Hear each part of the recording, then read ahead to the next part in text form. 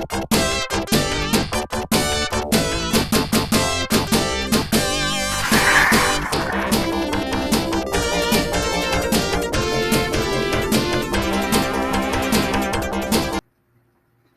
so the next problems I'm going to go over are numbers 6, 7, and 8. Again, your numbers may be different than what you see on in the video here, but this is a good one talking about unit vectors and how we write that notation. All right, so here we got a particle moving in the xy plane with a constant acceleration at time t equals 0. The particle is at x equals 7, y equals 4.5, and has a velocity of 1.5 I hat plus negative 8.5 j hat. And then the acceleration is given by a, which is 7 meters per second squared I hat plus 8.5 meters per second squared j hat. So the first question of the three says, what is the x component of the velocity after 6 seconds? Again, your numbers are probably going to be different, okay? So what we're going to do is we're going to look at all the x pieces, right? So we're going to say that the x acceleration is 7 meters per second squared. The initial x velocity was 1.5 meters per second, right? And then we have a time of 6 seconds. And we want to know what is the x component of the velocity, okay? So all we have to do is the equation Vx equals Vox plus Ax t, right? And so now, so this is what we're looking for. So we have everything's already solved for what we're looking for. So all we have to do is plug in numbers. So Vx equals 1.5 plus 7 times 6. So Vx equals 43.5 meters per second. That's positive. Okay.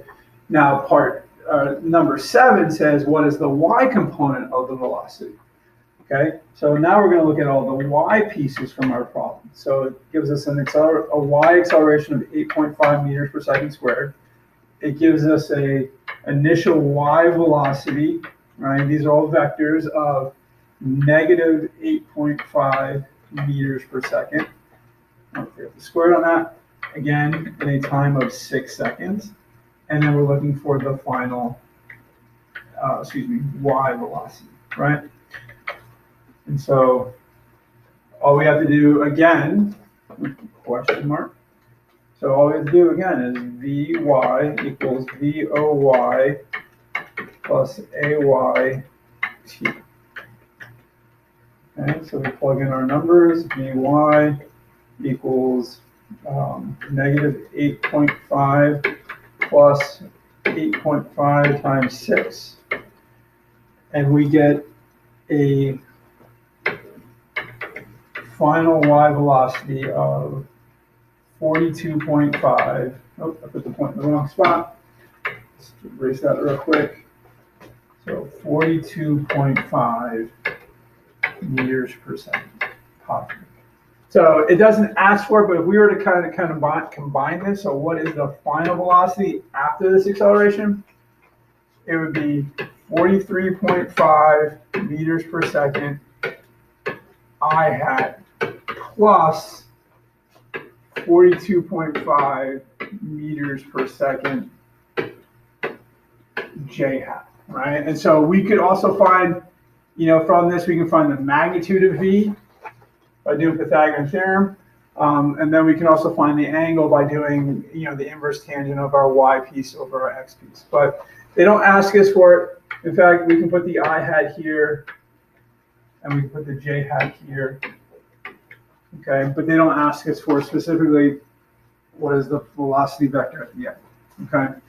Now, part 8, or number 8, which is part 3 of 3, okay, asks what is the what is the magnitude of displacement from the origin, which is the point 0, 0, right?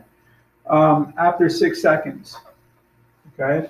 So what they do is that they tell us that the initial positions, right, are 7 meters and 4.5 meters. Okay, we know that the initial velocities are 1.5 meters per second and negative 8.5 meters per second. And we know that the acceleration is 7 meters per second squared and 8.5 meters per second squared. Okay. Now, this kind of parenthetical notation is also how we write the unit vectors, right? So it's 7I hat plus 4.5 J hat. And, you know, it's the stuff that's over here, right? So 7 and everything. Okay. So all we have to do is do dx. So we're going to do dO plus VOT plus 1/2 AXT squared, right? So all these are x's. Oh, and they give us a time of 6 seconds, right? And so I'm going to do, now they're saying displacement from the origin. So they're just saying that, you know, all of our measurements are going to come from the origin, but we already know that 7 meters away from the origin in terms of the x position, and the y position is 4.5 meters away from our initial. So now what we're going to do is plug in all the x information. So 7 plus VO 1.5 times 6 plus 1/2 times an acceleration, right, which was 7 times 6 squared, and that gives us an x position of 142 meters. Okay, and then we do the same thing for y. I'm not going to rewrite the equation because all we're going to do is substitute all of our x's that you see here with y's. Okay, so now we're just going to plug in all of our y information. So it's going to be 4.5 plus negative 8.5 times 6 plus 1/2 times 8.5 times 6 squared. And that's going to give us a y position, right, after 6 seconds of 106.5 meters. Okay, so now that, so if you want to talk about it in terms of what is our, you know, our position vector, so it'd be d is equal to 142 I hat plus 106.5 J hat. Okay, so that would be our position vector, but it wants the magnitude of that, so we just do Pythagorean theorem. So we're going to do the square root of 142 squared plus 106.5 squared. Okay, and that's going to give us an answer of 177.5 meters.